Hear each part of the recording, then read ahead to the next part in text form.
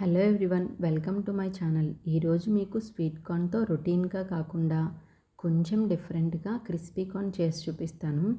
వీడియోని స్కిప్ చేయకుండా ఫుల్గా చూడండి. ఇది ఈవినింగ్ స్నాక్ టైంలో చాలా బాగుంటుంది. ముందుగా స్వీట్ కార్న్ని ఉడికించుకోవటం కోసం స్టవ్ పై కుక్కర్ ఉంచి మనం తీసుకున్న స్వీట్ కార్న్ పెట్టి 1/2 గ్లాస్ వాటర్, 1 స్పూన్ సాల్ట్ వేసి మూత పెట్టి 2 విజిల్స్ వచ్చేంత వరకు ఉడికించుకోవాలి. మీరు కావాలనుకుంటే వీటిని స్టీమ్పై కూడా ఉడికించుకోవచ్చు. ఇలా చల్లారిన తర్వాత మూత తీసి వీటిని ఒక ప్లేట్లోకి తీసి చల్లారనివ్వాలి. పూర్తిగా చల్లారిన తర్వాత గింజలు తీసుకోవాలి. వీటిని డైలీ తినటం వల్ల మన శరీరానికి కావలసిన ఐరన్, మెగ్నీషియం, యాంటీ ఆక్సిడెంట్స్ ఇంకా పీచు పదార్థాలు సమృద్ధిగా లభిస్తాయి. ఈ విధంగా చల్లారిన తర్వాత స్వీట్ కార్న్ గింజలు మొత్తం తీసి ఉంచుకోవాలి. ఇప్పుడు వీటిలో అల్లం వెల్లుల్లి పేస్ట్, రెడ్ చిల్లీ పౌడర్, వీటిని ఉడికించుకునేటప్పుడు మనం ఆల్రెడీ సాల్ట్ వేసుకున్నాము. దానివల్ల 1/2 టీ స్పూన్ సాల్ట్ సరిపోతుంది.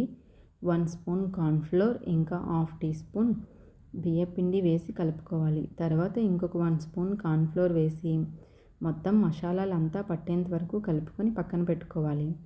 తర్వాత garlic, green chilli, carrot, onion, capsicum ఇంకా క్యాబేజ్ చిన్న ముక్కలుగా కట్ చేసుకొని వీటిని పక్కన పెట్టుకోవాలి.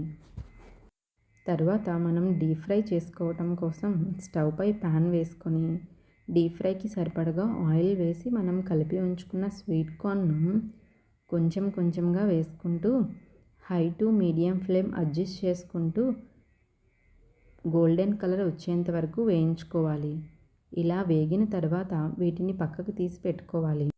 ఈ విధంగా మనం కలుపుకున్న స్వీట్ కార్న్ మొత్తం ఫ్రై చేసి ప్లేట్లోకి తీసి ఉంచుకోవాలి. వీటిని మీకు కావాలి అనుకుంటే ఇలా క్రిస్పీగానే తినేయచ్చు.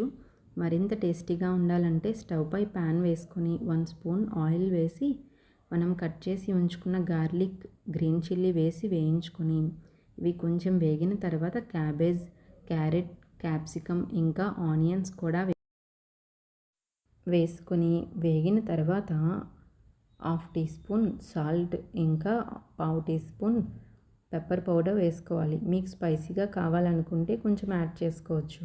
అలాగే 1 spoon green chilli sauce, 1/2 teaspoon tomato sauce, 1/2 teaspoon soya sauce వేసి కలుపుకొని మనం వేయించుకున్న క్రిస్పీ కార్న్ కూడా వేసి మొత్తం ఇవన్నీ మిక్స్ అయ్యేలా కలుపుకొని స్టవ్ ఆఫ్ చేసుకోవాలి. వీటిని ఎక్కువసేపు ఫ్రై చేయకూడదు, క్రిస్పీనెస్ పోతుంది.